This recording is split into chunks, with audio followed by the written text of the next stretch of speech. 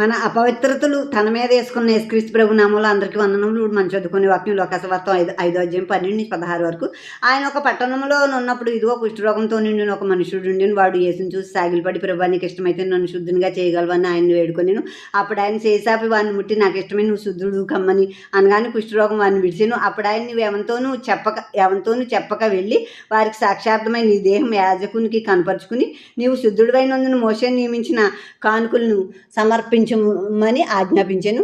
అయితే ఆయన గూర్చిన సమాచారం మరి ఎక్కువగా వ్యాపించెను. బహుజన సమూహంలో ఆయన మాట వినుటకును తమ రోగములను కుదుర్చుకున్నట్టుకును కూడి వచ్చి చుండెను. ఆయన ప్రార్థన చేయుటకు అరణ్యంలోనికి వెళ్ళిచుండెను. యేసుక్రీస్తు ప్రభు ఒక పట్టణంలో ఉన్నప్పుడు కుష్ఠరోగంతో నిండిన ఒక మనుషుడు వచ్చి సాగిలపడి, అసలు కుష్ఠరోగుల్ని లేవియాకాండం 13, 14 ఆ అధ్యాయాల్లో చూసుకుంటే అసలు ఊరు వెలుపల పాలెం వెలుపల పెట్టేస్తారు. అతను రోడ్డు మీద వచ్చినా కూడా అపవిత్రుడిని అని కేకలేసుకుంటూ రావాలని ఆ అధ్యాయం చదివితే తెలుస్తుంది. ఇప్పుడు అటువంటి కుష్ఠరోగు ఇప్పుడు యేసుక్రీస్తు ప్రభు దగ్గరకు వచ్చి నీకు ఇష్టమైతే నన్ను శుద్ధినిగా చేయని ఆయన ముందు నేల సాగిలపడి అడుగుతున్నాడు అనమాట. అడుగుతున్నప్పుడు యేసుక్రీస్తు ప్రభు ముట్టి, అంటే నోటితో చెప్పే శుద్ధుడు కమ్మను కానీ ముట్టుకుని ఇంకా అతన్ని అపవిత్రుడిగా ఎంచొద్దు అని అది పాఠం మనకనమాట. ముట్టి నాకు ఇష్టమే నువ్వు శుద్ధుడు కమ్మని, అంటే ఇప్పుడు ఆయన ముట్టుకున్నారంటే ఆ అపవిత్రత అంతా ఆయన మీద వేసేసుకున్నారు.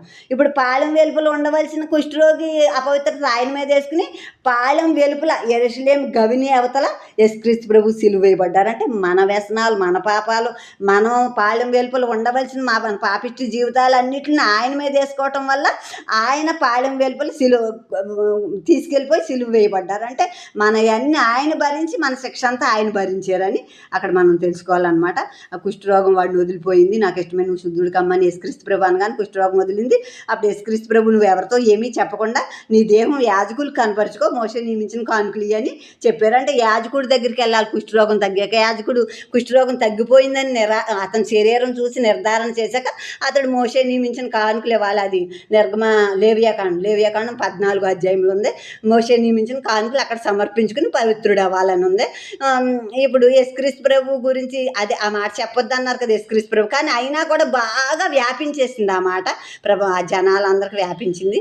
జన సమూహాలు ఆయన మాట వినటాక, ఆయన వాక్యం వినటాక, ఆయనతో తమ రోగాలు కుదుర్చుకోవటానికి ఆయన దగ్గరికి కూడి వచ్చి చుండెను. యేసుక్రీస్తు ప్రభు ప్రార్థన చేయడానికి అరణ్య ప్రదేశానికి వెళుతూ ఉండేవారు. తెల్లవారుజామున ప్రార్థన చేసేవారు. ఎప్పుడు వీలవుతే అప్పుడు ప్రార్థన చేయడానికి ఏకాంతంగా వెళ్ళేవారు. యేసుక్రీస్తు ప్రభు ఎక్కడో సుఖపడ్డారు అని ఏమి లేదు. దేవుళ్ళు అని చెప్పుకునే వాళ్ళందరూ అనేకమైన పెళ్ళిళ్ళు చేసుకుని సుఖభోగాలు అనుభవించిన వాళ్ళే, కానీ యేసుక్రీస్తు ప్రభు అయితే సేవే, మనుషులకే మంచి చేశారు, సేవ చేశారు, తండ్రి చిత్తాన్ని నెరవేర్చారు. ఆమె